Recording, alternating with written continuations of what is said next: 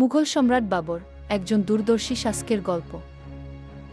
তাশখন্দের কাছে 1483 সালে জন্মগ্রহণ করেন জহির উদ্দিন মুহাম্মদ বাবর। মাত্র 1-2 বছর বয়সে তিনি প্রাথমিক সিংহাসনে বসেন।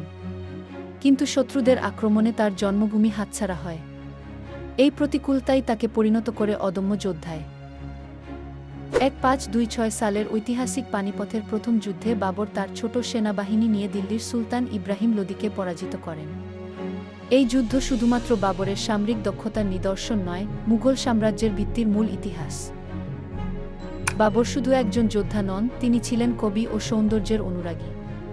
তার আত্মজীবনী বাবরনামাতে প্রকৃতি ও শাসন নিয়ে গভীর অনুভূতির প্রতিফলন রয়েছে। তার হাত ধরেই মুঘল স্থাপত্য ও সংস্কৃতির সূচনা ঘটে। মুঘল সম্রাট বাবরের জীবন আমাদের শিখায় সংকটের মধ্যেও ধৈর্য আর উদ্যম ধরে রাখা। যুদ্ধে যেমন কৌশল অপরিহার্য, তেমনি একটি জাতির সংস্কৃতি গড়তে ভালোবাসাও অত্যন্ত গুরুত্বপূর্ণ। ইতিহাসের এই মহান ব্যক্তিত্বের জীবনী থেকে অনুপ্রেরণা পেতে এই ভিডিওটি আপনার জন্য। লাইক, শেয়ার ও সাবস্ক্রাইব করুন আরও জানা গল্পের জন্য। ইতিহাসের পথে আমাদের সঙ্গেই থাকুন।